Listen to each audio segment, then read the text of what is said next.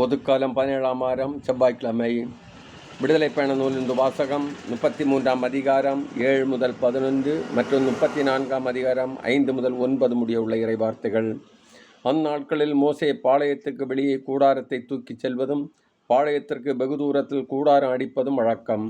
அதற்கு அவர் சந்திப்பு கூடாரம் என்று பெயரிட்டார். ஆண்டவரை தேடும் யாவரும் பாளையத்துக்கு வெளியே உள்ள சந்திப்பு கூடாரத்திற்கு செல்வர். மோசே கூடாரத்துக்கு செல்லும் போதெல்லாம் மக்கள் அனைவரும் அவரவர் கூடார நுழைவாயிலில் எழுந்து நின்று கொண்டு அவர் கூடாரத்தில் நுழையும் வரை அவரை பார்த்து கொண்டே இருப்பர். மோசே கூடாரத்தில் நுழைந்ததும் மேகத்தூண் இறங்கி வந்து கூடார நுழைவாயிலில் நின்று கொள்ளும். அப்போது கடவுள் மோசேயிடம் பேசுவார். கூடார நுழைவாயிலில் மேகத்தூண் நின்று கொண்டிருப்பதை மக்கள் அனைவரும் காண்பர். அப்போது அவரவர் கூடார நுழைவாயிலில் நின்று கொண்டே மக்கள் அனைவரும் வணங்கி தொழுவர். ஒருவன் தன் நண்பனிடம் பேசுவது போலவே ஆண்டவரும் முகமுகமாய் மோசேயிடம் பேசுவார். பின்னர் மோசே பாளையத்துக்கு திரும்புவார். இளைஞனும் நூனின் மகனுமான யோசுவா என்று அவருடைய உதவியாளர் கூடாரத்தை விட்டு அகலாமல் இருப்பார். ஆண்டவர் மேகத்தில் இறங்கி வந்து அங்கே அவர் பக்கமாய் நின்று கொண்டு ஆண்டவர் என்ற பெயரை அறிவித்தார்.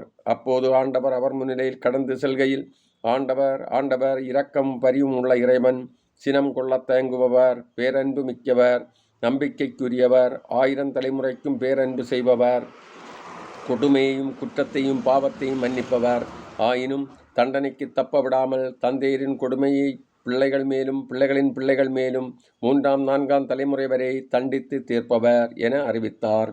உடனே மோசே விரைந்து தரை மட்டும் தாழ்ந்து வணங்கி, என் தலைவரே, நான் உண்மையிலே உம் பார்வையில் தயை பெற்றவன் என்றால் இவர்கள் வணங்கா கழுத்துள்ள மக்கள் எனினும் என் தலைவரே, நீர் எங்களோடு வந்தருளும். எங்கள் கொடுமையையும் எங்கள் பாவத்தையும் மன்னித்து எங்களை உரிமை சொத்தாக்கி கொள்ளும் என்றார். அவர் அங்கே 40 பகலும் 40 இரவும் ஆண்டவருடன் இருந்தார். அப்போது அவர் அப்பம் உண்ணவும் இல்லை, தண்ணீர் பருகவும் இல்லை. உடன்படிக்கையின் வார்த்தைகளான 10 கட்டளைகளை அவர் பலகைகளின் மேல் எழுதினார். இது ஆண்டவர் வழங்கும் அருள்வாக்கு. இறைவா, உமக்கு நன்றி.